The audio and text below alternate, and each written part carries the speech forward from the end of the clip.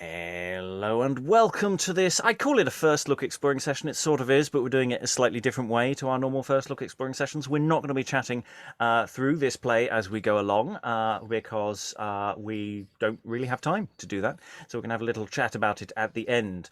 We're not going to be going into as much detail on this play for various good reasons. The first of which, this is a translation out of Latin into English of the first comedy of Terence called Andria, translated in 1520. There are quite a few translations of Terence available in the late medieval, early modern period, and so we're probably going to be doing variations on quite similar versions of this play over time. So I feel we can stretch out our commentary between plays over a greater period of time. I don't feel we need to dive in and dissect with something which is basically a translation of a very old play, and I think it is a relatively accurate translation in that sense. Structurally, it looks very similar to the translation a modern translation I have of Terence, so it doesn't look like it's too off.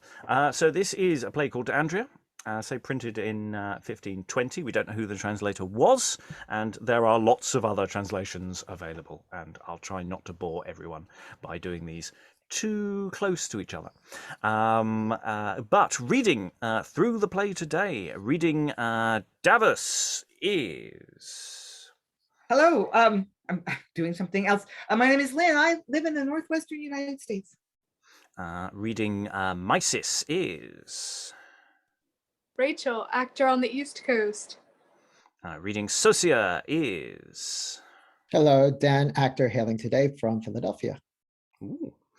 Reading Lesbia and Chremes is... Lois, academic, living in London. Reading Birria and Crito is... Helen Good, a historian stuck in Hull, still. And reading Simo and Dromo is... Or Dromo, rather. Right. More like a bad way. Yes, that's my name. Reading Pamphilus is... Hi, my name's Elizabeth Amisu, and I'm an author based in Romford. And reading Carinus and Glycery is... Sarah Blake, actor, writer and director based in Germany, and I cannot believe that this year is ending with Robert Crighton ducking himself. Yeah, I know, it's a tragic thing. Other character names are available in other texts. Anyway, we will, as I say, just read this through at pace, and hopefully it will flow and be lovely and work nicely. So there won't be any stage directions, there'll just be dialogue, which I'm sure you will infer all the action from. So without further ado, we're going to dive into Act 1 and the play. We start with Simo the old man and Sosia his servant. Have in this gear now, sirs, get ye hence. Sosia, come hither first. Speak will I with thee. Sir, keep your tale, for I know your pretense is me to see these things well ordered to be. No, it is another thing for a surety. Why? What other thing is there in the world now is, wherein my craft may stead you more than this? This craft of thine is now to me needless for my purpose, but other things which I have ever known in thee as truth and secretness. Then, to know your will, I desire greatly. After I had bought thee in thy infancy, for thy service should be good and just to me, thou knowest that of a bondsman I made thee free. I gave thee there the best jewel I had, because thou didst me diligent service. I wot well. I repent not. And I am glad if I have done or do in any wise that may you, Simo, please and suffice, and that I hath liked your goodness to so accept of me. I thank your gentleness.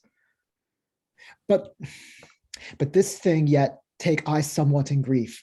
For this thing which that ye to me do say is as it were a manner of reprieve, as out of my mind I had cast away the good turns done to me before this day. But now, sir, shortly I require you that ye would tell me at once what ye would with me. That I shall I do, but first hark me, so the wedding shall not be that thou lookest after. Why feign ye then? That thou shalt know from the beginning all the matter, and my son's life in this thou shalt hear, and my counsel shalt thou know also, and what I would have thee in this thing to do.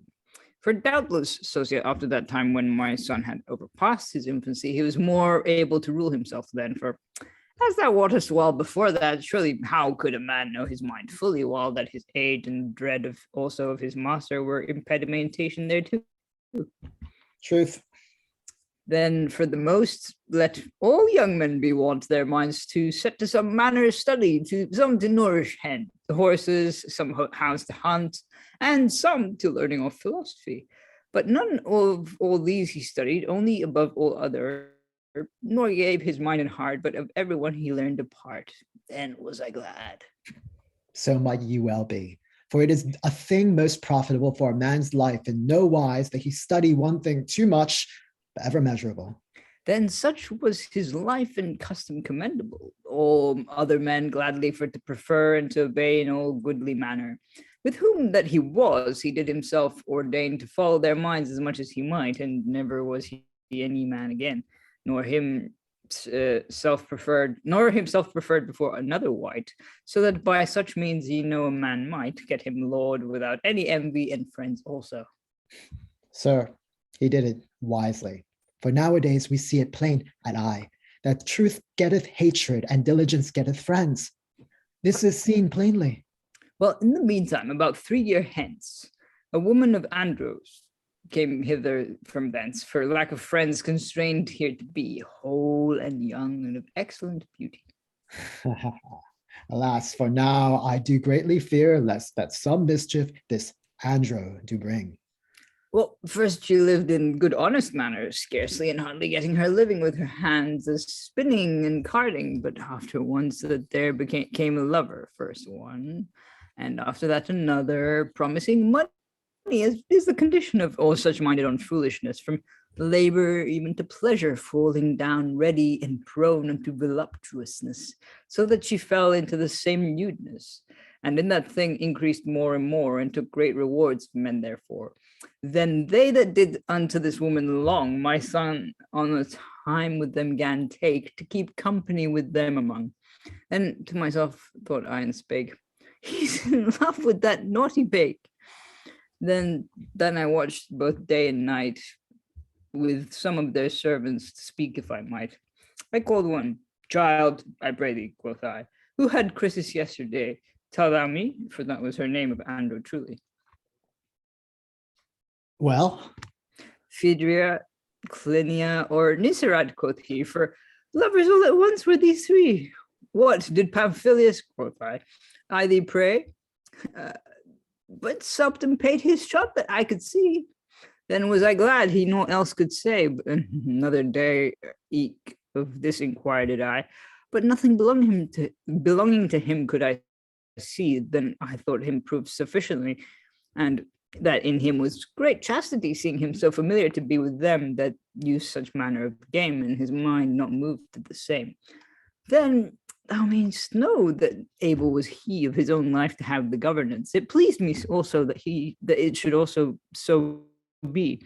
Men said well of him without variance, and all with one voice praised my chance that I had a son of such condition, and eke endued with such disposition.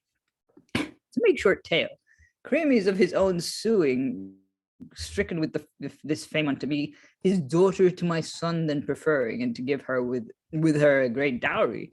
It pleased me well that it should so be. The weddings appointed at this day were. why be they not done then? That thou shalt hear. This Croesus, our neighbor, fortunate to die in the meantime that these things were. Oh, that happened well. For evermore I, as in mine mind, this crisis did fear. And my son with them that followed the bier, that loved her, and to make short tales, I also, because of my son with them did go. My son then looked very heavily, and from his eye let fall many a tear. Yet was I then glad for this, thought I, for the little acquaintance that he hath here grieveth him as though he her lover were. And how could he for me have shown more kindness? Yet I thought all that came of gentleness. Yet thought I no ill. What is't? Thou shalt know. The corpse went forth. We followed the bier. Among the women there did go, I happened to spy a young woman there. Her adventure good. And that right proper in countenance, and found so well that no wight might her beauty excel, whose sorrow exceeded all that there were. And for that she was seemliest of them each one. I asked of them all that followed the bier, who she was. Chremes' sister, then said one. It struck then to my heart, for I thought anon, for this is his pity and also his kindness, for this is his weeping, for this is his heaviness. Oh, that I fear what end thy tale will have. In the meantime, the corpse forth did pass. We followed. When we came to the grave, into the fire, then put she was. This foresaid sister, being in the place foolishly and like a mad woman, all perilously into the fire ran. Then Pamphilus, in mind all dismayed, his hid before love outshowed he though. He ran and took her by the middle and said, "My Glycery," quoth he, "what wilt thou do? Thyself for to slay, why dost thou go?" Then she, as the one loved one may well espy, turned to him weeping familiarly. What sayest? Angry from thence went I my way, nor yet this was not, for so God me mend, of course to chide him for this might he say, "Why, father, what did I offend? I did but save one that would herself have brenned." This should have been his excuse at the least, and it may have been but good and honest. Yea, so well. For if you should him chide that helpeth a woman in such distress, what more punishment ought they to abide that doth them hurt? Then came Chremes, crying to me, and said he saw doubtless that Pamphilus had chosen for surety this stranger, this woman his wife to be. I said nay, and he yea, precisely. In conclusion, he yet his way me fro, as he that to his daughter did deny. Didst not chide thy son then? Forsooth, no, there was no cause why I should do so. None was. Show why. For this he might have said, "Ye have an end to all these things pervade, for the time is coming that changed must be this manner of living, and after another wise must I shortly live. And meanwhile suffer me for to live, I pray you, after mine old guise." For what cause ought he now be chid? If he for love no wife will marry, that wrong in him must first be punished. And this thing to know, inquire now do I, by feigned weddings, which if he deny, to chide him, then just cause may I have. Also Davus, that ungracious knave, if he have any counsel that he may spend, though his deceits can do him no dear, whom I think full busily well will tend with hands, feet, and all his other gear, all thing to do that lieth in his power, so that he may hurt me thereby and follow my son's mind. What the devil? Why? A shrewd mind, an ill will, whom if I know, but what of these words now? What does it need? Let it pass. But that I will to Pamphilus have done, suffer me the matter to speed. But one thing resteth now my very deed, which is that Chremes I must now entreat, and trust his good will to obtain and get. Now is thy duty for to feign these marriages, and to fear always this knave Davus, and eke also gain my son for to watch both night and day what he doth and what counsel he taketh I. Sir, I shall take heed. Let us go in now. All right, go before and I will follow.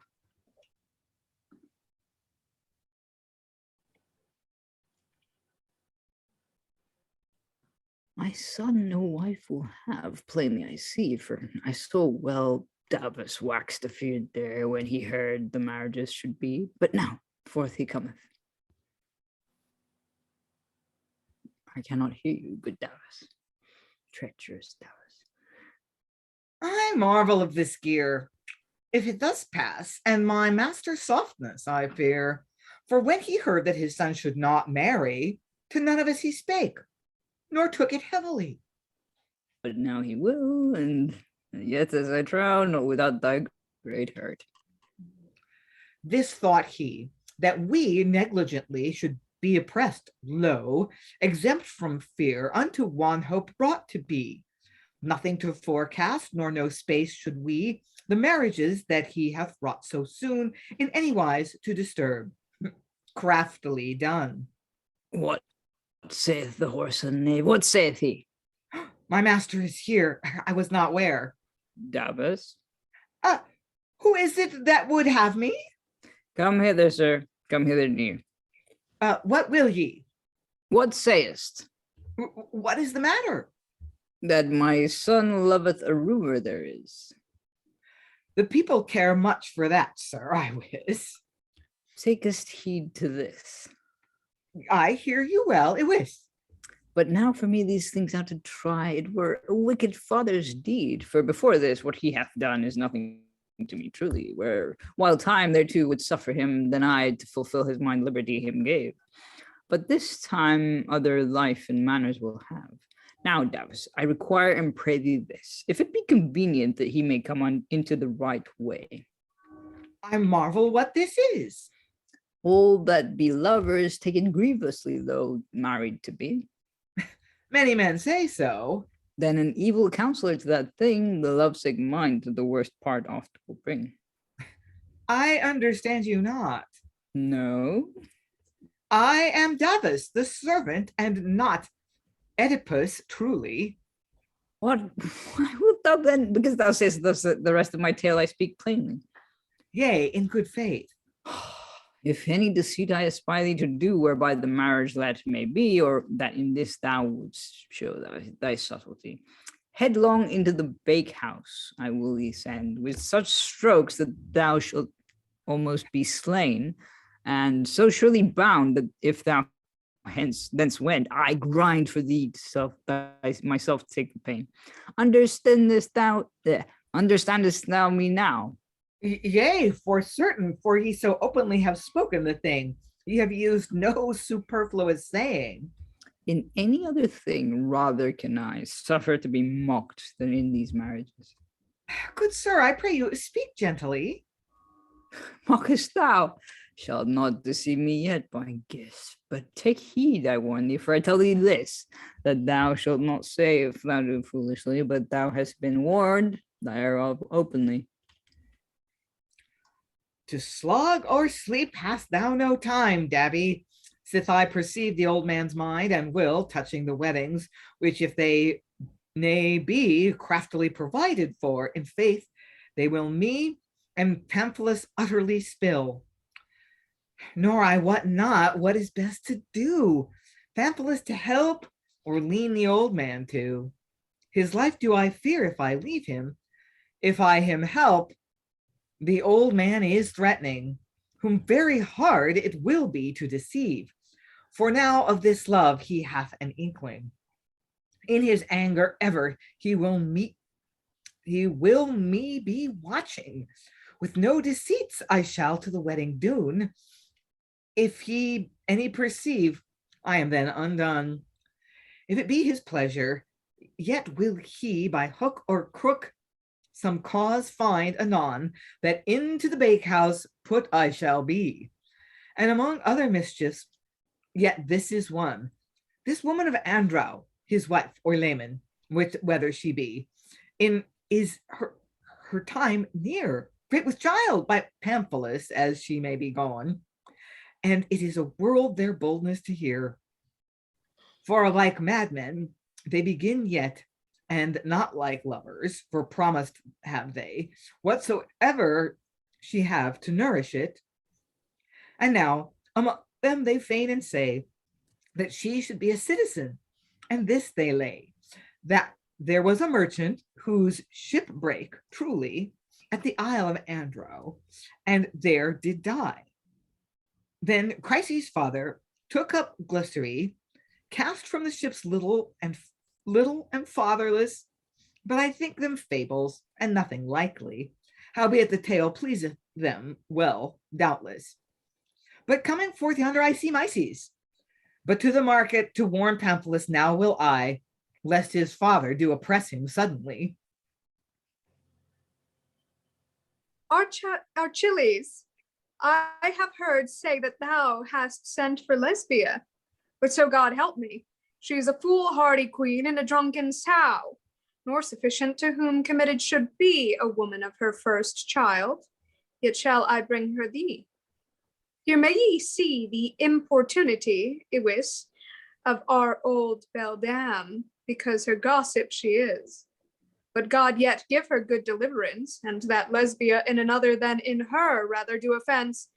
But what is the chance that I see Pamphilus now come yonder, amazed in mind? What is the matter? I fear what it is. Therefore, to know truly what this trouble is, here will I tarry. Is this a gentle deed or a good beginning? Is this, trow ye, a father's duty? What meaneth this? Out, alas, this thing! If this be not a despite, what may it then be? He hath ordained this day a wife for me, that I should have known this had it not beholded, and in communication first to be moved. Woe is me, wretch, what do I hear? What of Chremes, which denied to me as a wife to give his daughter? Then changed he that purpose because he saw me unchangeable ever to be. Doth Chremes his devour so obstinately to make me like a wretch forsake Glycery? Which if it so be, then I wot well, for evermore I am undone utterly. Oh, is there any man that can tell, where is any so unfortunate as I? Out, well away, now I can not truly by no manner means that I can see of Chremes to avoid the affinity. By how many ways am I despised and set at naught? For certain all things topsy-turvier be turned, now put away and now called again. Wherefore? For nothing, but as I think plain, they have some monster of her, and because she can be put to nobody, they offer her to me. I am almost mad for fear with this saying. But of my father now, what shall I say? So negligently to do so great a thing.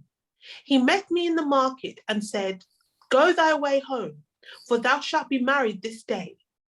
I had as lieve, he had said unto me, Go home and hang up thyself on a tree.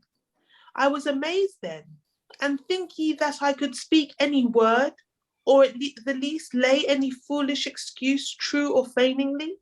No, I was dumb. But if I had heard say of this before, and one had asked today what I would have done in this case, what? I would have done another, and not that. But what shall I do? So many charges do let me which draw my mind diversely, as love, pity, then fear of the marriages, then shame of my father, which so tenderly hath suffered me ever to live pleasantly till this day. Oh, should I now be him again? What shall I do now? I am uncertain. What this will come to greatly, I fear. But now he must speak with her somewhat, or I somewhat to him must speak of her. While his mind such doubt is at, soon it is enticed to this or to that. Who speaketh here? Mysis, good even to thee now? Good even, Pamphilus. But how doth she now? Ask ye? She laboureth with child even now, alas, and of this day she is aggrieved sore. For long ago the marriage was, as she heard say, this same day ordained for. But yet this so she feareth furthermore, that ye will leave her. This is all her dread. Alas, alas, should I do such a deed? Should I suffer her for me to be deceived, which hath put her hope and trust alonely in me, and whom I have purposed my wife to be in my mind firmly, which ever yet honestly and chastely hath been brought up? Should I for poverty suffer it to be changed? Nay, it shall never be. If it lay in thee, I fear it not, but thou canst not resist thy father's might. Oh, thinkest thou me so great an idiot, or so unmanly, or so unkind a wight, or so mad, or of manners so light, that neither acquaintance, shame, nor love to keep my faith should me stir or move? She hath deserved well, I know well this, that ye should remember her entirely. Should I remember her? Oh, Mysis, Mysis, now crisis words of that of Glycery be written in my mind, for when she should die, she called me. I came, ye were away, we two were alone. Thus can she say, my Pamphilus, now here mayest thou note and see her beauty and youth, and right well thou dost know how unprofitable both the things be to chastity and to the keeping of herself also. Therefore I charge thee by thy faith and troth too, and because she is destitute, I thee pray, never forsake her nor put her away.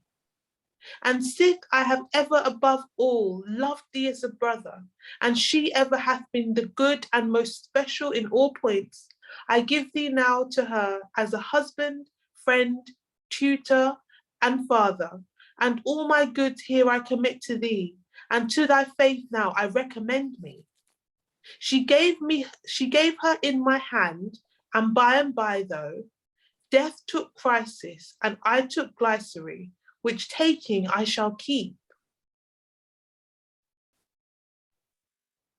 I trust ye will so. But thou comest from her? Now tell me why. I go for the midwife. Marry, then hide. But hearest, not one word be where thou tell nothing of the weddings, lest perhaps thereby her sorrow should increase. I perceive you well. What sayest thou, Birria? Shall not Philomena now to Pamphilus be wedded this present day? So it is for a surety. How knowest thou? For at the market, so I heard Davus say. Now woe is me, wretch. But as my mind was, I before this, in hope and dread mingled. No, now when all hope is clean put away, my mind wearied is all amazed. Carinus, I pray thee, because thou canst not have, because that thou canst not have, thou wouldst wish that he may. I will nothing but Philomena now. Oh, how much were it better for thee, I say, to enforce thyself to put that love away, than to speak more of it, by the which thing thy voluptuous lust should have more kindling. They that be whole, good counsel give can to sick men. But if thou in my case were, thou wouldst think otherwise. Do as it please you then. I see, Pamphilus. My purpose all thing clear to prove, or I die. Then what do we here? I shall show him my love, and him desire and pray, I trust for a while the weddings to delay. And meanwhile I trust there shall be done somewhat. That somewhat is nothing. But what thinkest thou to do? Shall I go to him? Yea, marry, why not? If thou nothing can get, yet he shall think so, that thou wilt make him a cuckold if he wed her. Lo! Walk forth, thou knave, with sorrow and shame for thy suspicious deeming of the same. I see Carinus, Godspeed. Pamphilus, Godspeed. For hope, health, help, and counsel I come to thee. Good, God, what I can give thee no counsel nor read, nor but small help. But what thing is it? Tell me. Thou shalt wed Philomena. Some say so, for surety. Oh, Pamphilus, if thou wed her, I say thou shalt never see me after this day. Why so? I'm afraid to tell that. Tell him, Birria. Shall I tell him so? What? He loveth thy wife. His mind and mine agree not. Come hither, tell me, hadst never with her ado? No. But would God thou hadst done so? I pray thee of all good fellowship then, wed her not. No more I will and I can. If thou canst not, or if the weddings be to thee pleasing, Pleasing, quotha. yet a season defer them, that I may go where I shall not be seen. But hark, I think it no good condition a man to get thank where he deserveth none, then thou art glad now for to take her, for I am more glad now to forsake her. Thou hast eased very well my mind. But if thou or Birria can bring to pass that she may be given to thee, I shall some ways find that in no wise she shall be given to me. I have enough. But Davus, methinketh I see, whose counsel I have oft had. But thou, contrary, givest me no counsel, but that is no need to be. Why goest not hence? With all my heart, gladly.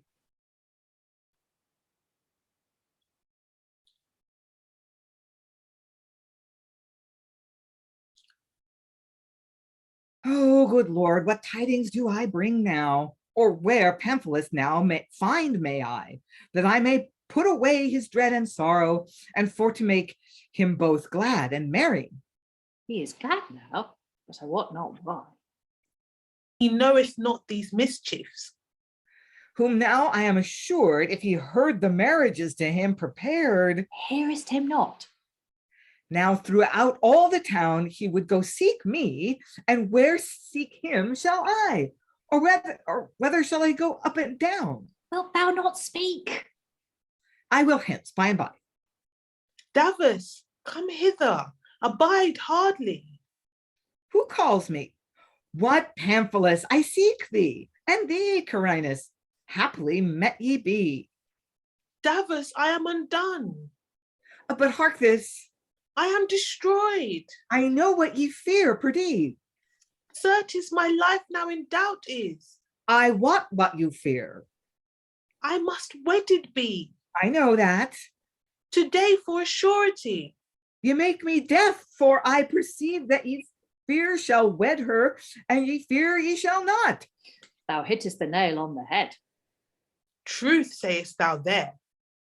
And therein is no peril, trust me. Then I pray thee deliver me from this fear. I shall. Chremes will give no wife to thee. How knowest thou? I know it for a surety.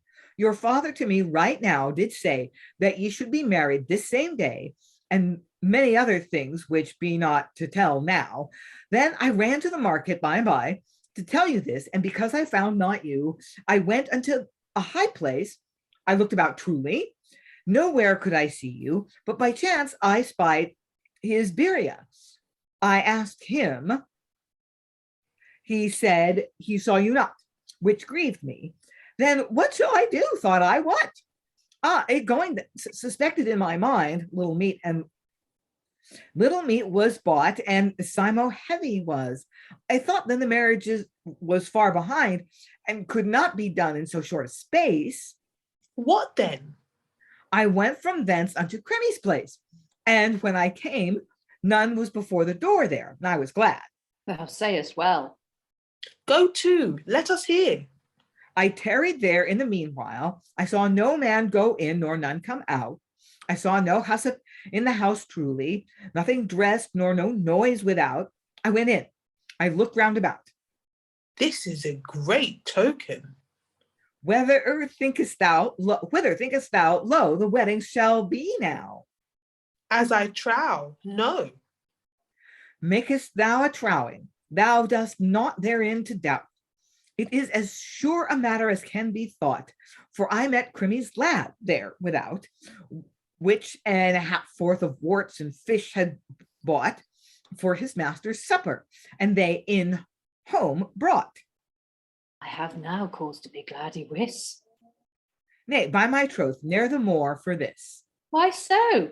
He shall not at all have her. O foolish daw, thinks this must needs be so, because my master shall have her never, that thou shalt have her? Nay, thou must first sue to the old man's friends, else about the bush dost thou go. I shall go now. for thou warnest me well. And now mine ill hope is put away. Farewell. What meaneth my father? Why doth he feign? I shall tell you. For if he be angry that Chremes will not give thee a wife for certain, it shall be his own default. A good cause why. For no fault in thee can he put truly before he have proved thy mind in the thing, whether to the weddings thou wouldst be agreeing. If thou deny to wed, then will he lay all the fault in thee, then trouble will be. What? Wilt thou I shall suffer? Oh, Pamphilus, I say he is thy father, and it is hard, trust me, to deceive him. This woman here alone is she. By word or deed, some cause will he lay out of the town to drive her clean away. Drive her away, quotha? Yea, and quickly. I thee pray, what shall I do? Say, wilt thou wed her yet? What? What now? Should I so say? Why not? For I will never do it. Deny it not yet. Counsel me not to it. See what followeth. That I shall be put from Glycery and take Philomena. Not so, surely. Thy father will say, I will today that thou be wedded.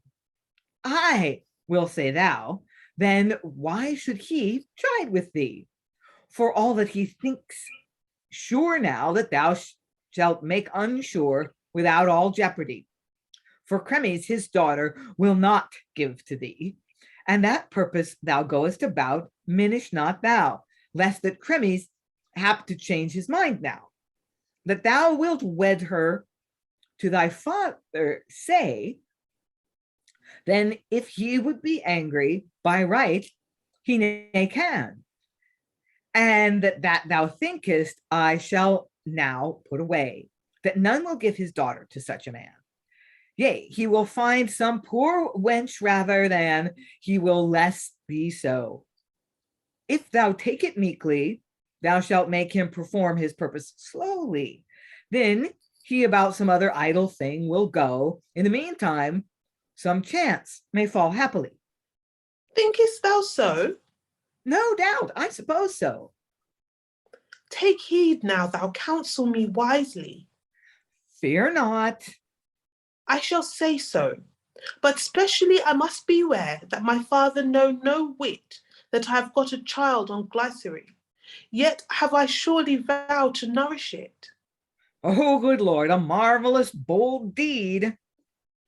Glycery prayed me that I should give to her my trusty faith the child to nourish at need, that by some token she might know ever she should not be all desolate of succour. Well, it shall be seen to. But thy father is hereby.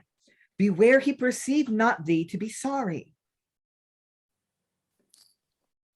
I come to see now what thing they do or what counsel they be taking. This my master doubteth now, not now so, but that he will deny the wedding. He hath been alone in himself, musing in some secret place and trusting to find some reason now to perturb your mind.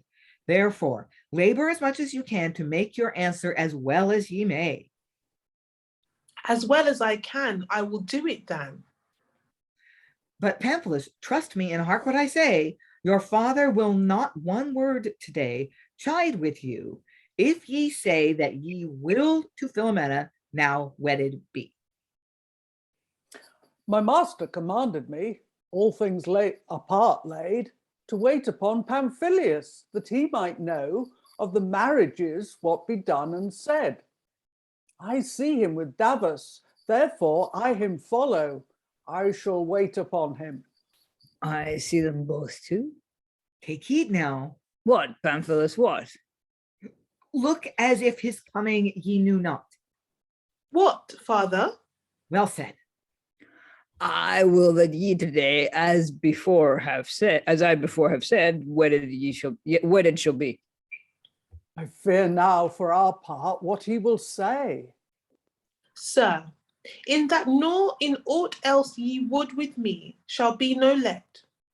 Alas, Now amazed is he. what said he? Thou dost as it beseemeth thee, sith that I desire with good the will thou grantest me. Said I not truth? As far as I can hear, my master shall not Philomena marry. Go in now, Pamphilus, without any fear, so that for thee they need not tarry. I go. Oh, is there no truth found surely in no man nowadays? I see well one thing, the common proverb is a true saying, that each man had liever to himself do better than to one another. Yet once I did this maid see, she was very fair that I remember. Wherefore I blame Pamphilus the less if he had liever have her than my master should, perdie. I shall show my master and perhaps have a good blow on the ear and be called a knave. Simo believeth that I will him beguile, and for that cause a season here I tarry. What saith Davus? But as I said erewhile, Nothing else. nothing. I had went ye, had I? I think to his mind this happeneth contrary, and that grieveth the man. Canst not tell me in this the very truth? Oh, yes, sir. Nothing easier is. Be not these marriages to him grievous? Tell me for the acquaintance of this woman. Oh, no, truly. But if it be, it is but for 2 days or 3. As you know well, then shall it end shortly, for he hath set the thing in a right way, verily. I praise him. While it might him behoove, and while his young age suffered him, then did he love. But then he took heed lest he should be defamed, as it is to an honest man beseeming. But now he must be wedded, his mind is changed. But methink he is sad. No, not for that thing. He is angry with you. Wherefore? Oh, tush, a trifling. Tell me wherefore. Mary, he saith that ye do too little cost. What, I? So saith he. He saith, this feast does cost scant groats 10, that it beseem thy son to be married so, whom I call best to supper with my fellows then. And as I may say now, between us two, it is too scarce. I give no praise thereto. Hush. I have moved him. Thereto see I shall, but what man meaneth this, or what will this knave do? If any mischief be, he is the head of all.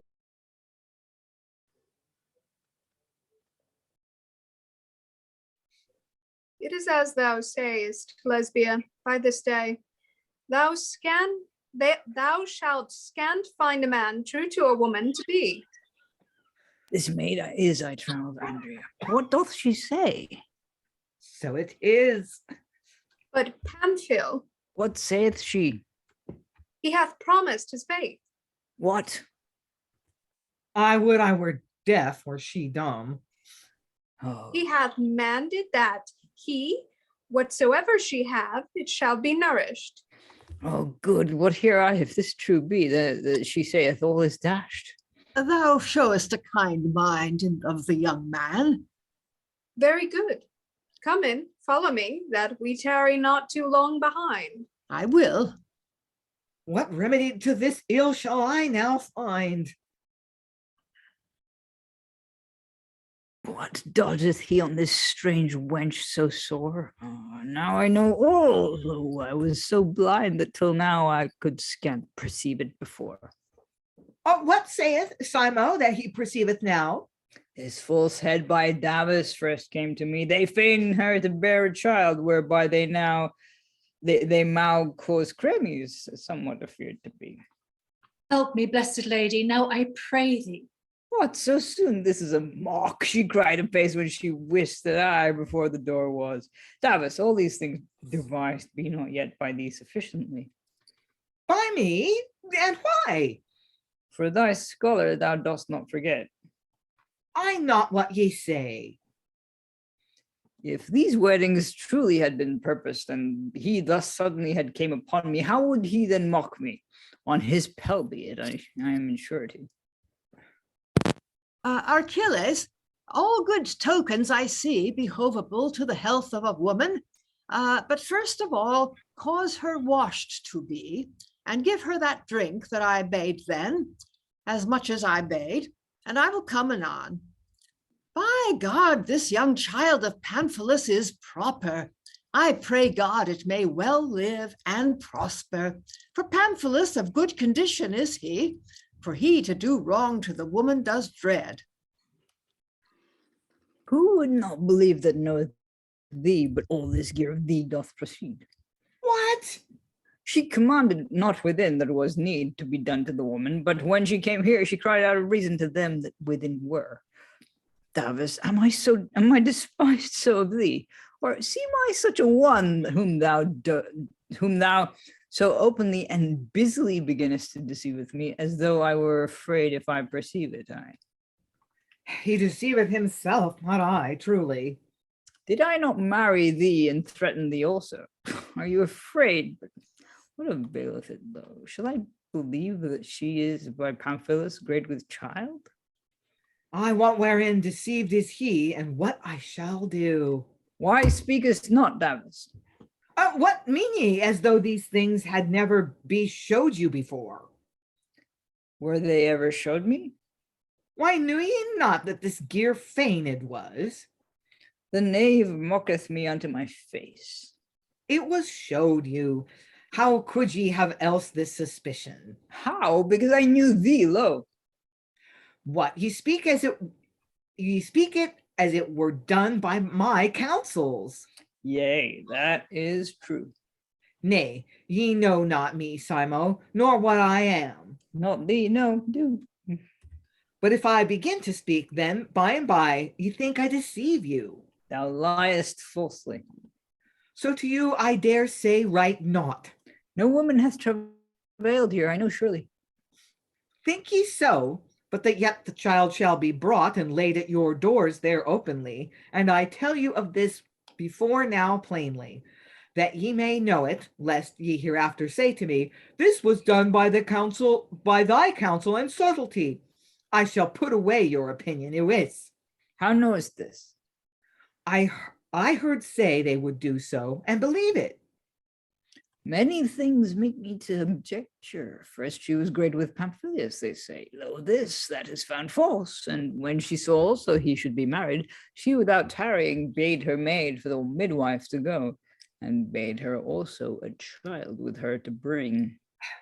But except it be so that you the child see, the wedding shall not be delayed, I wot well. What sayest then? Why showedst not me when thou knewest they took that counsel? Why, who withdrew him from her but I pray you tell. For all my followers know, as well as I, how he doted in love on Glycery. Now to take a wife he is disposed, and to further that let me alone hardly. Perform ye the weddings as ye have proposed, and I trust God shall help us. Well, go tarry me within and ordain all thing necessary. He hath not made me believe all these things, and yet I not whether they shall be true or leasing. But I care not for that, but I said that by that more that my son hath promised. But now will I go pray Chremes my son may have his daughter, therefore, which if I obtain what had I liever though, then these weddings today to be. For if my son lo deny to marry, which he promised me, then doubtless may I well him constrain thereto. Oh, happy time. Lo, yonder Chremes I see. Godspeed, Chremes. Oh, I sought thee.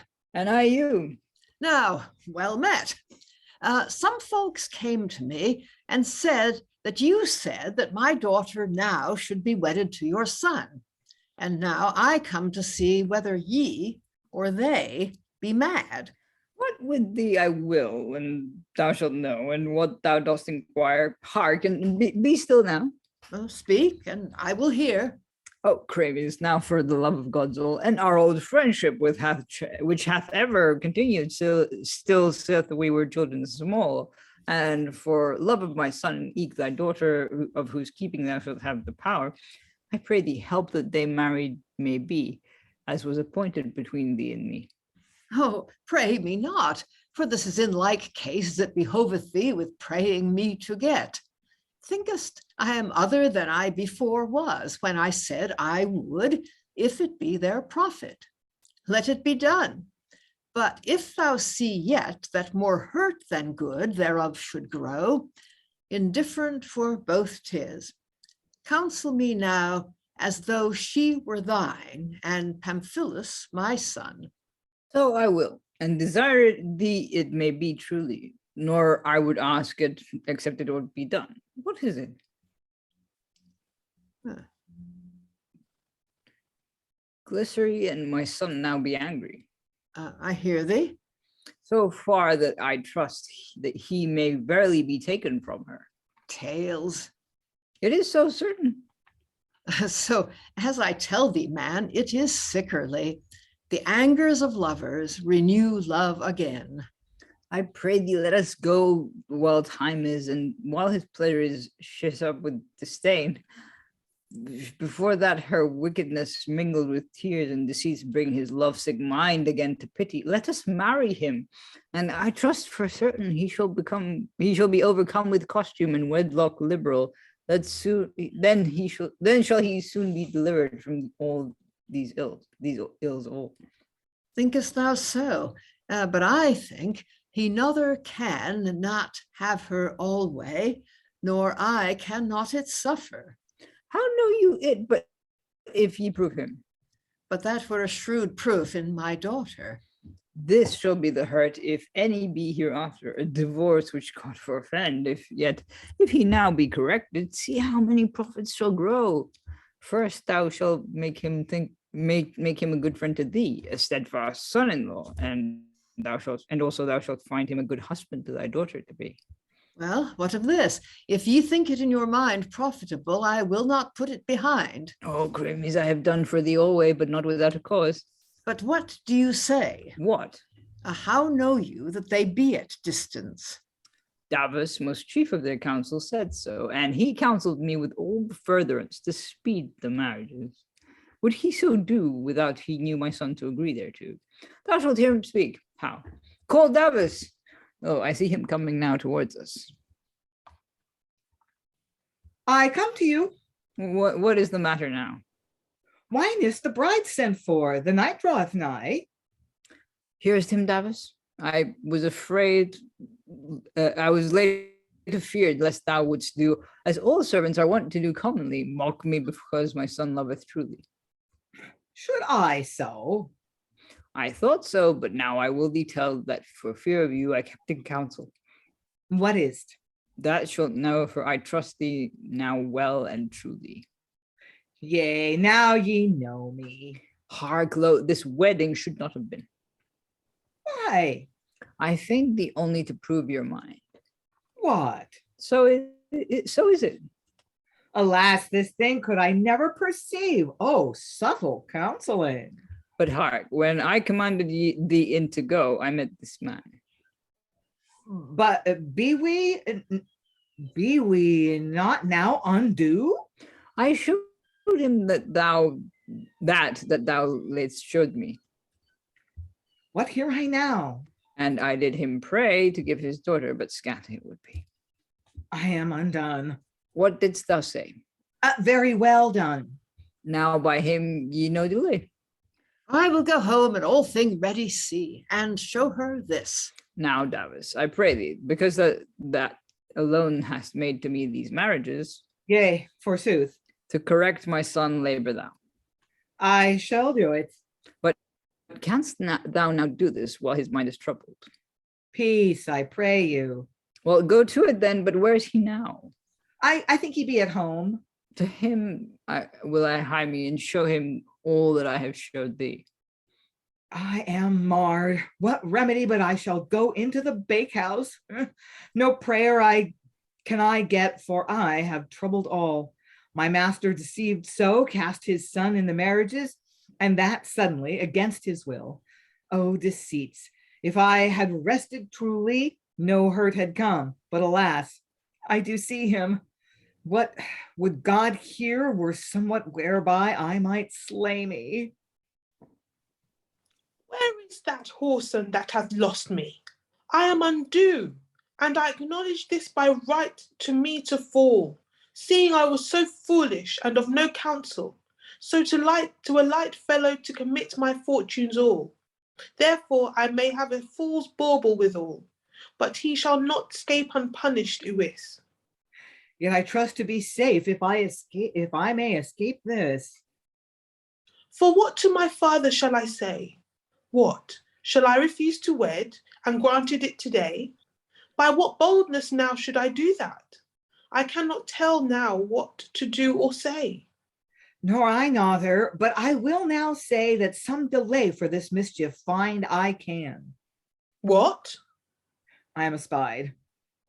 Come hither, good man. What sayest? Seest not me marred with thy counsel? But I will help. Help, Yea, and God to fore. as thou didst right now. Nay, better, and yet well. Shall I believe thy saying, knave, any more? A thing clean hindered, and lost canst thou restore? Oh, so I am vexed, which from my most tranquillity today into the snare of marriages hast cast me. Did not I tell thee how it would be? You said so. What deservest thou now justly? Hanging, but yet a while suffer me to come to myself, and I shall find some remedy. Oh, wretch that I am! Alas, why have not I time to punish thee as I will once indeed? But now there is no time to be revenged.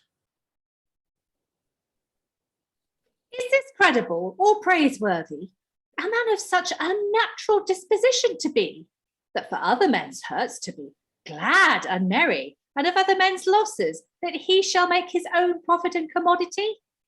Oh, is this property good and natural? Nay, nay, it is the worst thing of all, which have but a little shame to deny a thing, but after, when time is their promise to fulfill, then so necessity them constraining, they open themselves, yet fear they a little the thing that constraineth them to deny it still. Then their saying is the most shameful that can be. Why, what art thou? What art thou to me? Why wouldst thou have my wife? Not every man is for himself. But where is their fidelity? If one ask them, they shame not them, and when no need is, afeared they be. And where need is, nothing is for surety. Well, what shall I do? Shall I not to him go to complain of this wrong now done to me, and lay to his charge many things mo? Yet some will say it shall not avail me. Yet grieve him I shall, and the least way ease my mind on him. Oh, Carine, both thee and me unwisely this day, without God's love, God's help, have I lost for aye. Thou art so unwise, a caultal found hast thou now. Yet for all that, thy promise broke hast thou. What for all that? And wilt thou now again with these words newly deceive me? What is it? After I showed it plain, that I loved Philomena, and she pleased thee. Alas, I thought thy mind had been evermore true as mine. Thou art deceived sore. Is not this joy enough to thee, Everydell? But me loving her, thou must with fair words feed, and in false hope forth lead? Well, take her well. Shall I take her? Oh, I see well indeed what mischiefs I am in by this knave's rede. Thou canst not tell. What marvel canst thou make, if that he of thee such ensample take? Thou knowest say so, if thou knewest my love so fervent. I know thou chidest with thy father lately here, and he is angry that thou wouldst not be content to wed her. Hark, my sorrow, thou shalt hear. These weddings to me never ordained were, nother wife prepared, good nor yet ill. No, marry, it came of thine own free will. Tarry, thou knowest not yet. Doubtless that thou shalt have her. Why dost thou me kill? But hark this, lo, he would never cease to entice, pray and call upon me still, till that he made me to follow his will, to tell my father that I would have her. Alas! Who was that? Davus. Davus, yea, was. Davus hath troubled all this gear now. Why? I cannot tell, but the gods, I trow, were angry with me for that I did follow his counsel. What sayest, Davus? Is it so? Yea. Oh, what sayest thou, knave? Lo, now all the great gods above reigning give the vengeance to thy desert according. What? Tell me this. If all his enemies would have caused him her for to marry, what other counsel could they give him than this? Sir, in good faith, deceived am I, but not all wearied. I think that truly. Now, sith we have not prospered this way, another way now we will essay.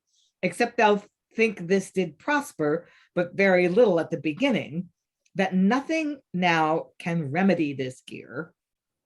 Yes, ma'am, I am well sure of this thing. If thou endeavour thee and put to thy pain, for one wedding thou wilt make me twain. To thee, Pamphilus, this service I owe, with hands and feet both by night and day, in peril of my life alway to go, to profit thee in all that ever I may. And furthermore, it is thy part alway, if aught happen other than we trust for, or come not to pass as I do purvey, since I do my best, me to forgive evermore. Or else do it thyself. But yet have I found another way, therefore now me suffer. But restore me first, I pray thee heartily, in as good a state as I was ere. Marry, I shall. But now time is, else never. But tarry, methinketh Glycery's door doth creak now. That is naught to thee. I study to help this matter. Oh, what now? Yea, and anon I shall show you how. I will endeavour me in all that I may, thy Pamphilus to find and bring him to thee. Vex not thyself the while, I thee pray. Oh, Mysis. Who is that? Oh, Pamphile, thou comest very well. What is it? Tell me. My mistress bade me pray you, if that ye loved her, to come to her, for fain she would you see. Oh, I am undone. My harm now doth increase. Oh, Davus, is it meet that both she and me thou shouldest so trouble by thy busyness? For I am sent for because that she knoweth the weddings unto me to be. Yea, and these things in rest might have gone, if this knave here would have let them alone. Go to now, make thou him more mad, if he of his own will not be mad enow. That is the cause that she is so sad, and that causeth her to have this sorrow. Mysis, by all the gods I swear thee now, that while I live I will not her forsake, though I wist all men as enemies would me take. I have her chosen meet to mine estate, as haps our manners agree. Farewell, let them go, that will between us put any debate. This mine save death no man shall take me from. I take heart, a grace. Not the answer of Apollo is truer than this. But if it may be, it shall be that my father shall not think me the weddings to withstand. But if it will not be, I will so do that he shall plainly know me me them to withstand, and what I am for surety. As wretched as I. My wits I do bestow to seek remedy. Oh, a jolly fellow. I wot well enough what thou goest about. That I begin, I trust to finish out. Now it is need. And now I have it, lo, What is it? all to him and nothing to thee. Trust not to it. I am content. What wilt thou do? This day, I trow, will not suffice me for that I must do. Yea, ye may believe me. So I have no time this thing to declare here. Therefore, get ye hence, for ye me hinder. I will go see her. Whither wilt thou go? Shall I say truth? Dost thou begin to say a sermon to me? What shall of me be done? What, fool? Doth not this suffice thee for this day? I will get thee some time, for I will put away the marriages from him. Yet nevertheless, What? that I may have her. O fool of foolishness! If thou have anything, yet come to me. What, shall I come? I have no manner thing. Yet if thou have, Well, I come to thee. if thou come home, I will be there remaining. Mysis, thou must a while here be tarrying while I go.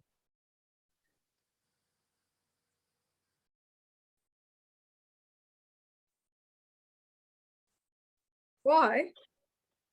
For it is necessary. Hie thee hence. I will be here again shortly. Good Lord.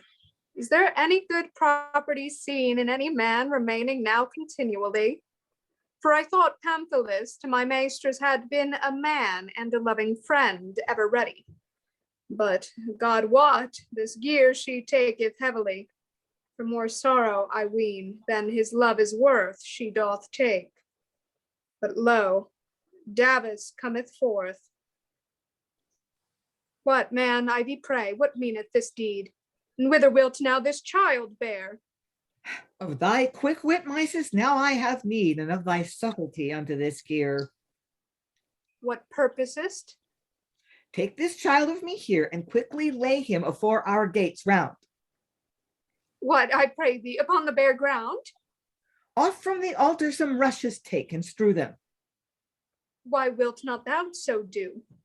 For if it happen that I must an oath make that I laid it not there, then may I, look, clearly swear. Ah, now thy whole mind I know. Where didst all this Pope holiness find? Hie thee, that thou mayest know more of my mind. Oh God. What? Yonder cometh the father of the bride. I clearly renounce now my first pretense. I not what thou sayest. To come out on the other side, I will feign me, but give thou good diligence when I speak to hold up my sentence. I understand thee not, but if that thou see more than I, or need of mine assistance, lest I should hinder thee, here will I abide now. Ah, I'm now returned after I have dressed all that to my daughter's marriage need to be, for to command her forth to be called. But what is this? A child, for a surety. Woman, laidst that him here? Alas, where is he? Wilt thou not speak? Alas, the man now is gone, and hath left me here destitute alone. Oh God, what trouble is at the market, and how many men brawl and chide there. And furthermore, I tell you this yet, coin there is very scarce and dear. What else should I say? Why leftest thou me alone here? What tale have we here? What? Whose child is this? Art thou mad that askest me whose it is? Why, I pray thee, whom should I ask more? For here can I see none other white. Whose child it is, I marvel sore. Wilt thou not tell me that I ask thee right? Come on the right hand. Art mad tonight? Didst not thyself? Speak not, I charge thee, but that I ask. Dost thou threaten me? Whose child is this? Tell me plainly. Yours it is. Now I marvel the harlot can do this so unshamefastly. This wench is of Andro, as far as I hear tell. Think ye us so foolish, whom ye may so well with these mocks mock us? In time now can I. But take it from the gates, and that quickly. But tarry, beware thou go not this place fro. Vengeance on thee, so thou me dost toss and tear. Do I bid thee or no? What shall I do? Askest thou yet, whose child hast thou laid here? Tell me now. I am sure that ye wot ne'er. Speak nothing of that I do know, but that I ask thee, that to me show. It is yours, Which yours? Pamphilus. What? Pamphilus? Is it not so? These marriages I have well fled away. Oh, deed worthy to be punished. What criest so? Saw I not this child brought to you yesterday? Aye, bold man. But I saw an old queen, I dare say, tucked up. Now I thank God highly that at the birth some women were by. She knoweth not him for whom these things be. For if Chremes see the child laid before our door, then to give his daughter no wise will he. Yes, by God, I trow yet for that the more. My God, but he will not. Take hence, I say therefore, this child, or I shall tumble him. Thou shalt see into the street, and in the mire throw thee. Thou art drunk. When deceit another doth outbring, for now I hear them murmur for a surety that she is a citizen. What is this thing? Compelled to wed her by the law shall he be. Why, is she not a citizen, I pray thee? I'd almost unware fallen in peril. Who speaketh here? Oh, Chremes, thou comest very well. Hark, I pray thee. I have heard all. Hast thou heard it? Yea, from the beginning. Hast thou heard this mischief that here is befall? Oh, she is worthy to have punishing. This is he whom thou deceivest without letting. For trust me well, thou dost not me deceive. Now, alas, good sir, so Christ me believe. I have said but truth. I know all, truly. But is Simo now within? Yea, sir, a wis. Touch me not, I say, thou knave unhappy, lest that Glycery shall know all this. Oh, fool, thou wottest not what thing done is. What should I wot?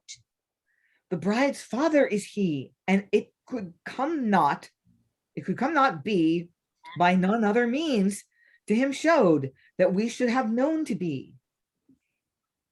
But thou shouldst have showed me it before plainly. Why thinkest thou that it is all one thing when one doth a thing by nature suddenly, and when he doth it by forecast and studying?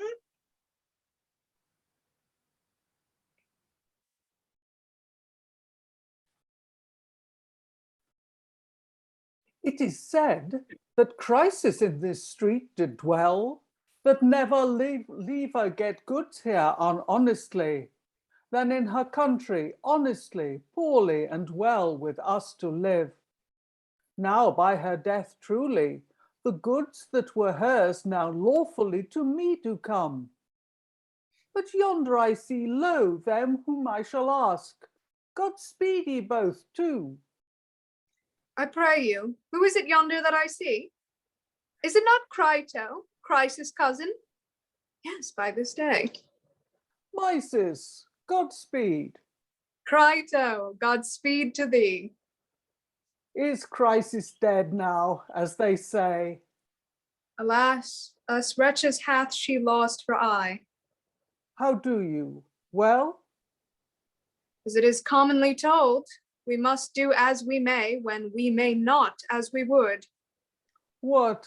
Hath Glycery found her parents yet? I would she had. What? Not yet. Now unhappily am I come hither, For if I had known it, not 1 foot hither by God Almighty would I have set. But for this now she is called her sister. Through all the town indeed, therefore her goods she must needs proceed. Now other men's examples give me warning, how easy and profitable it should be to me, the law here to follow. For I know this thing, some supporty she hath, for a surety, for almost a full age now is she. They would cry out that I, being a beggar and greedy glutton for heritage, should ask here to her despoil. It were no reason. Now in good faith, Crito, for surety, thou keepest very well thine old condition. But now, sith I am come into this country, lead me to her that I may her see with a good will. And I will them follow, for I would not that Simo should see me now.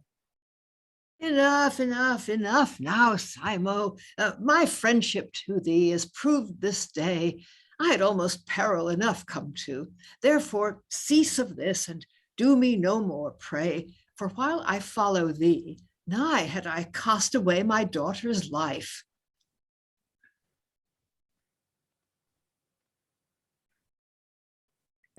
But yet now I pray thee still, the thing in words begun, indeed to fulfill. Oh, so incessant thou art in thy desire. For so that thy mind now thou mayst have, thou ne carest what thou dost require, nor thou usest no gentleness, so God me save. For if thou didst, thy desire would fade, me with wrongs this wise to overlaid. Why? Why, quoth it?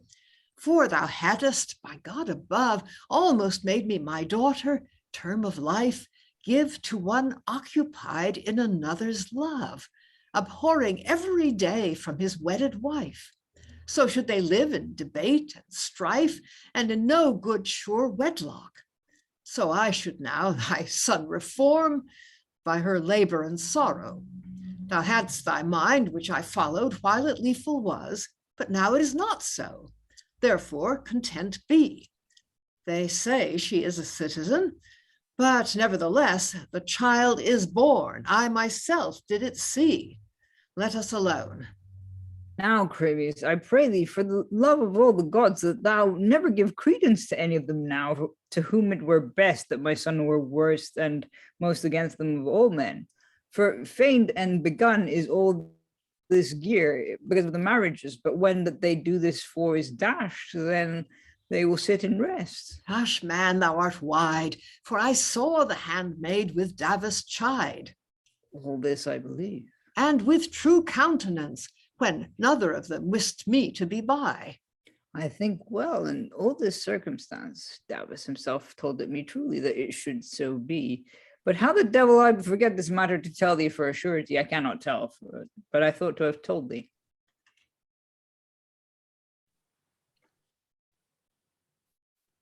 Be of good cheer. Thy Davus yonder is. From whence cometh he? By the help of this stranger and of me. What mischief is this? I saw not a man come better this 7 year. What saith the knave? What pray saith he there? The matter is sure. Shall I not speak him to? God's body, my master, what shall I do? Come hither, good sir. What? Simo and Chremes also, all things now prepared be. Ye have well done. Call her forth when ye will so. Well, he is contrary to us, but what ado had ye yonder tell? I? Yea, thou? Speak ye to me? Yea. I went in, even now. Oh, so as I had asked how long ago? With your son, truly. Why, whoreson, is he now there within? Alas, I am undone. Why toldest not me how they were at debate? Sir, so they been. What doth he there then? What thinkest thou? He chideth with her. But hark, Chremes, now, an unhappy deed tell thee now I can. Thither now late is coming an old man. I wot not who, But without variance, he seemeth wise and trusty to be, and one would take him eke by his countenance to be a man of great gravity, and in his words truth. And what saith he? Nothing, but I heard him say within What? that Glycery should be a citizen. What? Dromo? Dromo? What is it? Dromo? Hark, If thou speak any more, what Dromo? Hey! hark, I pray thee. What will thou, though? Take him up now in all that thou may. Whom? Davus. Why? For it pleaseth me, I say. What have I done? Up with him. If I aught lie that thou can find, slay me then heartily. I will hear nothing. I shall anger thee as well, yet this is true. Take heed to this, to keep him well surely, and hark what I thee tell. Bind him foot and hand, for I shall, by guess, if I live, teach thee what peril it is, for thee, Davus, to deceive thy master, and for Pamphilus to deceive his father. Peace, anger not thyself so, I thee pray. Chremes, doth it not irk thee truly that I do take such pain every day, and labor eke as thou mayest see daily, for such a son that is so unthrifty? Go to, Pamphilus. Go to, in God's name. Come forth, Pamphilus, doth it not thee shame? Will have me. Alas, it is my father. Oh, what sayest thou, thou most unthrifty? Oh, sir, rather tell him of the matter than so speak to him so cruelly. Oh, think ye anything too grievously to him might be said? What say you, I pray? Is Glycery a citizen? Sir, so they say. So they say. Oh, no, hear the bold belief. Doth he think as he saith, suppose ye, or hath he any matter, or hath he of this any manner of grief, or in his colour now any sign do ye see, or any manner of shame in him for to be? Can he not his mind withstand, nor withdraw, but that against the use of the city and the law, and against his father's mind, but study her to get with shame enough? Alas, now woe is me. Hast thou not perceived that in thee yet? But far long ago I wot that in thee this word might have been verified for surety, when thou didst set thy mind so sore to bring to pass that thing that thou longest for. But what do I? Why do I anger or vex me? Why shall I trouble myself with his frenzy? Shall I for his offense punished be? Well, God speed him. Let him live with her heartily. Oh, father. What fatherest thou, as thou hadst greatly need of thy father? But now hadst thou a son, a wife, a house, and brought men to verify that she is a citizen. Now thou hast all one. Oh, father, if it please you to hear me. What wouldst thou say? Yet hear him, Simo. Shall I hear him? What shall I hear, Crito? Let him speak yet. Why, let him go too. I confess, father, that love her I do. If that be any offence, I confess it still, and therefore to you I submit me unto. Command me to suffer what pain that ye will. Is it your pleasure I shall be married then? Will ye that I shall cast aside the other? Certes, I will do it as much as I can, but one thing I desire you above all other. Think not that I brought this old man hither. Suffer me now to purge me of that thing, and before you hear that I may him bring. What, to bring him hither? Yea, suffer me. He desireth but reason. Grant him heartily. Grant me that I desire. I grant to thee, and whatsoever else I grant it utterly, so that I be not beguiled by him thereby. Oh, a father's small rebuke and punishment for his son's great offense is sufficient. Pray me no more, for one of these causes shall move me this matter to tell, or at thy desire, or for that true it is, or for that I would Glycery should do well. Is not that Crito, that at Andro doth dwell? My God, it is he. Godspeed, Crema. What dost thou here at Athens? Not wont here to be. It happeneth so. But is this not Simo? Yes, it is he. Seekest me? Glycery, doth thou say, was born here? Say'st thou nay thereto? And comest thou hither for that purpose today? Why, for what? Askest, thou shalt not quite scape away. Goest thou to about to beguile our young men so that of small experience know not what they do, and feedest them forth with one hope and promise? Art thou mad? And join harlots' loves together in marriages. I am lost, for I fear this stranger will be dumb. Simo, if thou knewest him here, thou wouldst not so say, for he is of good manner. Callest him good that this day now coming is, wherein the weddings should be, and never before this. What thinkest, Chremes, is he to be believed now? I could show Crito, and I feared not my father, what he should say. Oh, false flatterer art thou. What? Is it his property thou must him suffer? He shall know what he is, if that he here talk with me still, all that he would. He shall hear those things, perhaps, that he nould. For these things do I now care, think ye? But thou shalt not take this patiently, I trow, but whether my sayings true or false be. Now shalt thou know one of Athens, long ago, had his ship wrecked, and was cast up at Andria, and this damsel a little one with him. Then he, by necessity there arrived though, and with Christ's father happened first to be. He begins the fable. Yet let him pass. Will he so interrupt me? Go to, hardly. He that received him then my kinsman was, and there I heard him say that he was surely a citizen of Athens, which after there did die. And what was his name? What, so soon? Marry, Phania. Alas, I am undone. I think it was Phania. But this I know, he said he was a Ramnusian. Oh, God, hi. Yea, and these things many another in Andria that there were heard. God grant it be, surely, as I trust. But tell me, said he plainly that she was his daughter? No, sir, I was Whose then?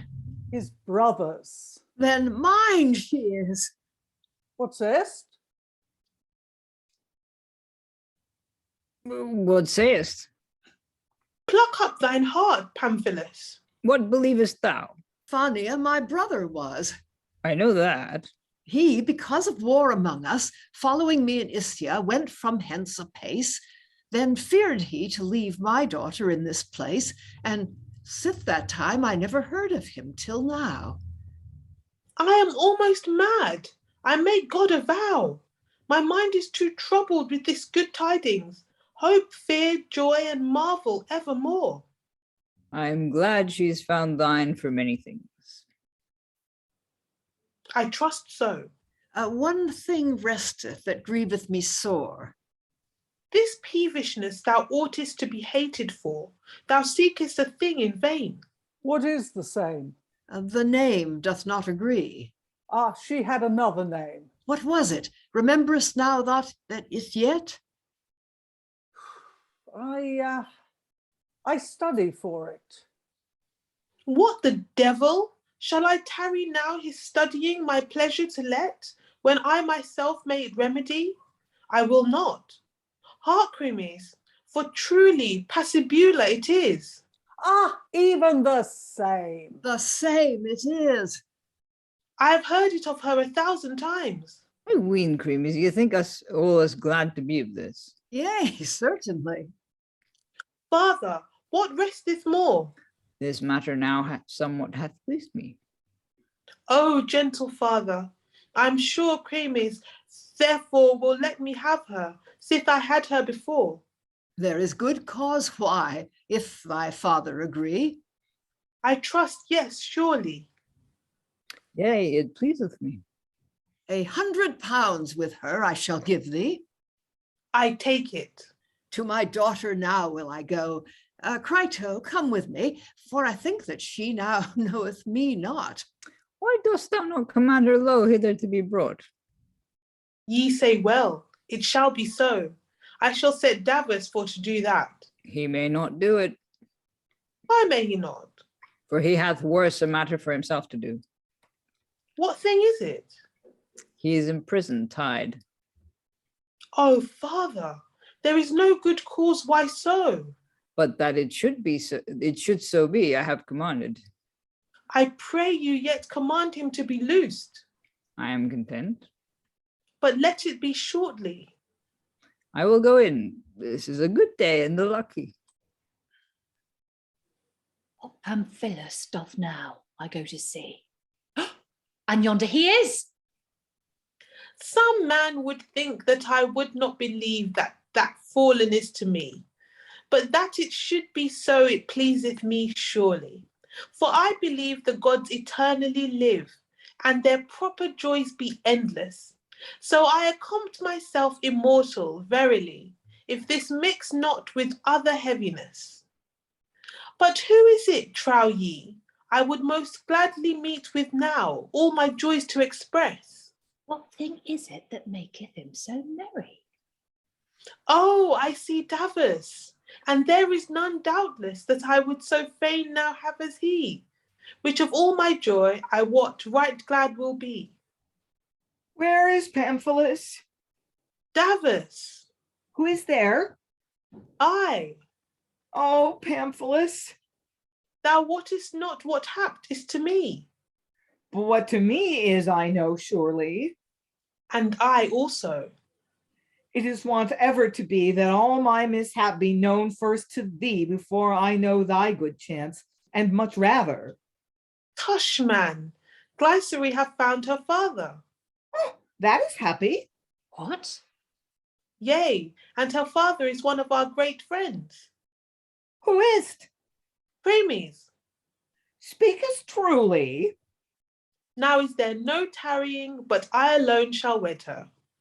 Dreameth he not now, surely, that thing which he waking desired so greatly? But what of the child? Since I say, for thou art he who God loveth. If this be true, then am I well enough. I will go speak with them now. What? Who is there? O Carinus, now art thou come in good time. All is well, I see. Hast thou heard all? Yea, each whit. And now remember me in thy prosperity. And now thou hast surely Chremes won, he will do all thing thou wouldest to be done. I wot well, but too long it would be till he come out again, him for to tarry. For within with Glycery now is he. Follow me in now, therefore, by and by, and go home, Davus. Hie thee quickly, to call them forth that shall bring her thence fro. For why goest thou not now? Marry, I go. Look not for them now that they come out, for within plainly married they shall be.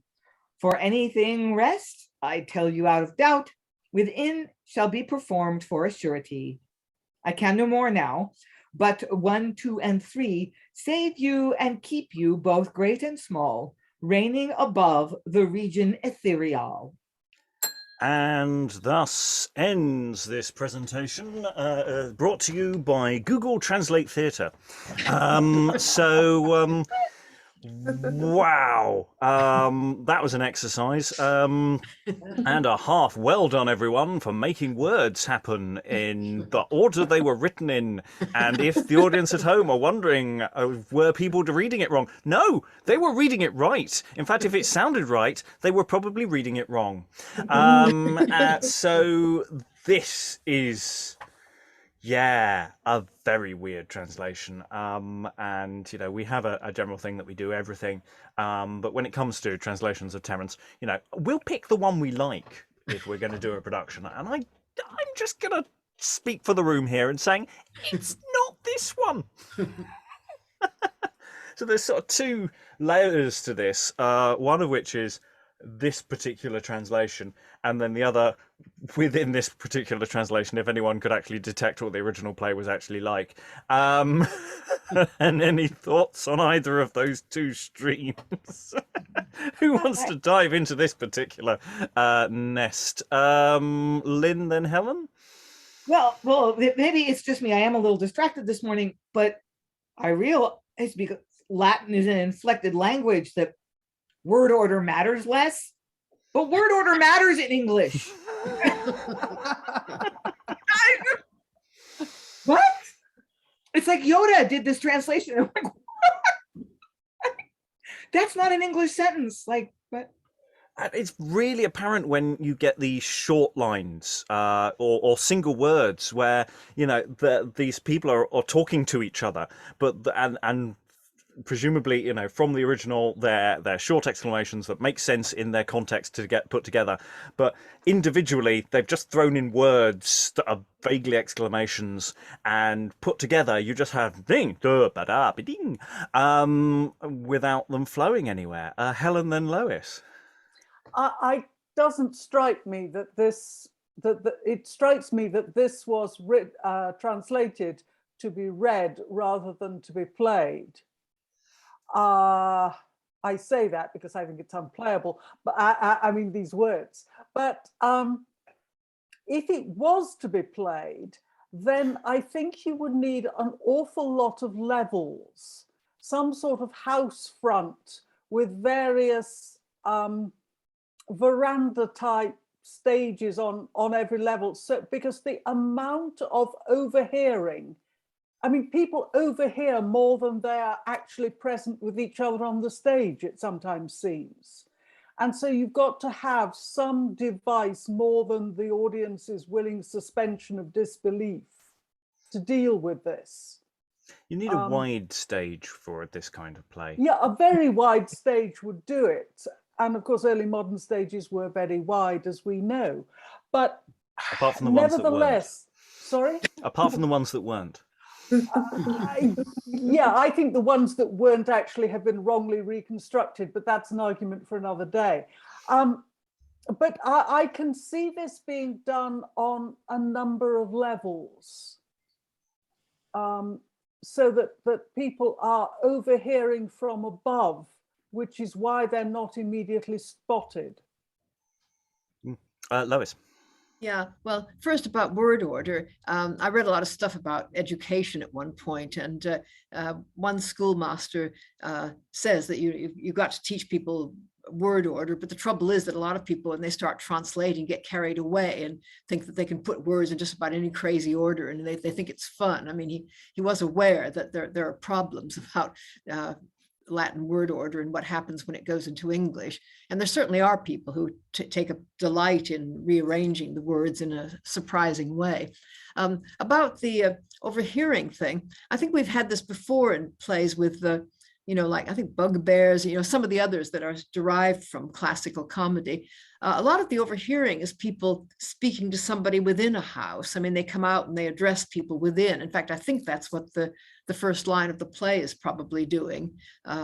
The character's giving orders for some sort of preparations to someone indoors and then talks to the person outdoors. And I mean, it's partly because they had such a limited number of actors to play with. But yeah, a lot of the scenes, it's not just overhearing, it's people pretending to be overheard, saying something that's actually meant to be heard by someone else, which is terribly confusing. I mean, especially for us reading it cold, trying to figure out what somebody's meant to know and what he's not meant to know. Yeah, and we've got they're offstage characters who we never meet, but they're given a random, basically they scream off off stage basically and get one line, but are never actually on stage as to be actualized. So, Dan. Just thinking, if you were going to stage something like this, it reminds me of Stoppard's Arcadia, one staging I'd seen of it, where you're going to see where they've got the different different times in the same house, and you see the house divided up, and you have actors from the past and the actors of the present speaking in the same scene.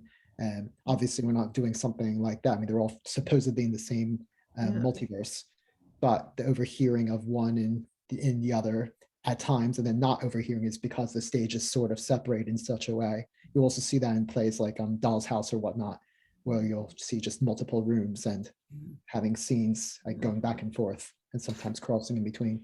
Yes, I mean, in terms of basic stagecraft, this I think you can do this with a couple of doors and people just staying left and right, but that doesn't mean we have to. You could always do it however you like. And go big if you want. Eric. I was going to say, well, if you've been to like sort of, current / contemporary Athens, then you do have what basically Helen said, that you've got the balconies right next to each, like some houses are like, you can gossip with your neighbor across the street and it's like a normal speaking volume. So yeah, it's kind of, it would work that way as well. Lois, then Dan again.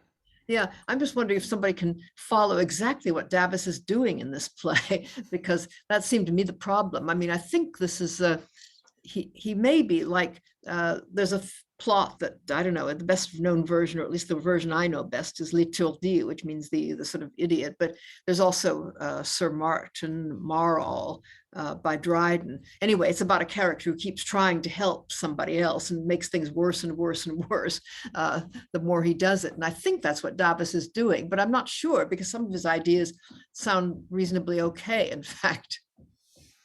Yeah, Dan. The problem, though, I guess the other issue, actually, for me, the main issue, especially in doing a cold read of this, is the seemingly endless amount of non sequiturs that appear in one speech. And it makes it very difficult. I mean, normally I'll have time to go ahead and highlight, and I'm also reading over as I'm fussing about with punctuation and whatnot, and get a sense of my character's journey is going to be, as well as what the speech structure is going to be. And I would have liked to have seen, for example, what an original printing had looked like, to see if there were other clues that were signaling when units begin and end, or even just little parts in verse, indentations and whatnot. Because here, switching from thought to thought and trying to make some sort of coherent argument in one speech, and then to expect to be able to respond to that in some way it takes more than just listening well, which I'm expecting, if this was used in exercises for school to teach Latin or whatnot, I would think that this would be like the worst example of what one can use, I should say, actually, because you really need to have a structured argument for teaching rhetoric, I would think, or for teaching speaking, just public speaking. I have to say, I haven't been desperately impressed with the, in comparison with other translations I've seen of texts, of which we've seen a reasonable number passing through our doors. Not so many have been read yet, but on these sessions. But this was particularly jumbled and difficult to read. Whereas others that looked on the page like they were going to be incredibly tedious and long-winded, and turned out to actually be rather good. So yeah, quality will out sometimes. Lois. Yeah, there were places where I thought I got the glimpse of a famous line in Terence that is often quoted, but it was hard to be sure because the translation wasn't that great. But certainly the Davus non Oedipus sum is one that gets quoted. I mean, my name is Davus, not Oedipus. In other words, you've just been talking in riddles, and I, for one, can't figure them out. And there were a couple of other things which I'm pretty sure are famous quotations. There's an awful lot of Terence that was famous, quoted in Latin. I think the most famous is not in this play, unless it's got missed out. Something like, "I am human and nothing human is alien to me."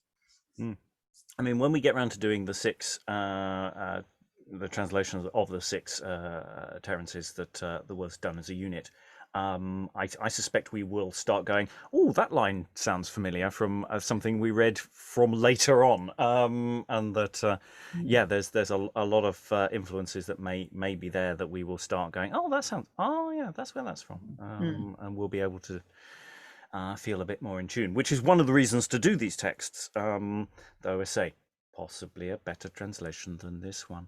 I'm not going to go around everyone for final thoughts. Unless anyone waves at me, if you've got any final thoughts that you want to throw in. I feel like we did it. No, we came through the other side, and nobody died. So I feel unless anyone has anything they want to add, you're never getting that hour and a half back again.